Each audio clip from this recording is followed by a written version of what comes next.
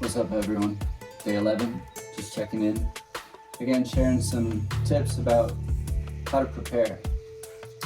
As you go into the studio, you're going to want to go in ideally with a brand new hard drive, clean, with all your stems on there so everything's nice and organized. Depending on how many days you have in the studio, you need to think about actually giving more time than trying to under-prepare.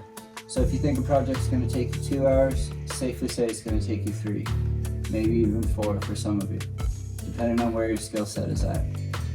As well, you're going to want to bring a second hard drive always as a plan B backup hard drive.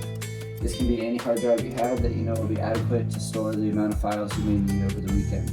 Depending on what sample rate you're working in and bit depth will determine on your file size. For the weekend here coming up for 3 days, also doing some sound library work, doing about 12 tracks and finalizing some overdubs on an album. I'm going to be bringing in a 4 terabyte hard drive just to be safe. We'll also be capturing some video and some photos, so it'll all just be in one place, nice and clean. As I was saying, when you go into the studio and you're going to be working with other artists, you want to be as prepared as possible. So again, for a lot of you, you're going to want to make music charts. For everyday musicians and producers working in studios, this is extremely obvious. Reminder that these videos are for those that are maybe considering, not quite sure, want to move into new arenas, begin to work in broader circles with other artists. Here are some guidelines to remember. For instance, coming up, if you're a sound healer, as you know, we tend to work in the moment. Those of you that don't know, within sound healing, there is no written music per se. However, we can't have a set of crystal bowls or a set of instruments that are in a specific key, and we can work around specific chord structures.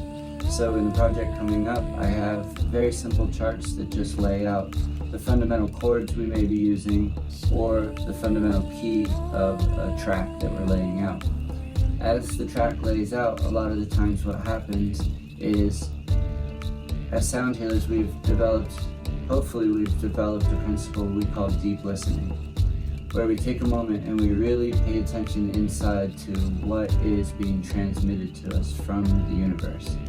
A lot of the times this can come in the form of just a single note. It can come in the form of a melody.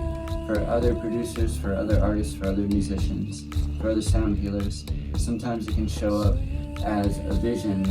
Maybe you go to a certain time or a certain place, is what some of my highest artist friends talk about, is a form of almost time traveling. So to prepare, or how to prepare for something that doesn't have any structure, what you want to do is what we often call, in a shamanic sense, is set the scene. And what that means is creating an environment that is conducive to a meditative state. For a lot of us, this can be simply lowering the lights a little bit. In some of my energy work, a lot of us forget how significant it is just to light a candle during a session and to have photonic natural light in the room. It has many principles that I could go into on and on and on. But overall, as long as you have your scene set, intentions, prayers, and you're working within a certain key, as the other artists come in, working with their instruments, they'll know which ones will fit properly. And as you go through your journeys, you're going to have what I often call golden nuggets or golden moments where the energy really dials in. Oftentimes there's a shift in the energy of the room. The artists will all come into coherence, is what I often call it, and things happen that we never planned to happen.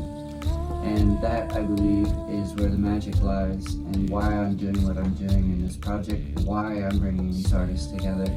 Each one of them has a different skill set, but when they come together, the things that they will create and we will create together, none of us actually know what it is just yet, and that, I believe, is where the magic lies in the future of music. I hope this helps you all make better productions in the future. And again,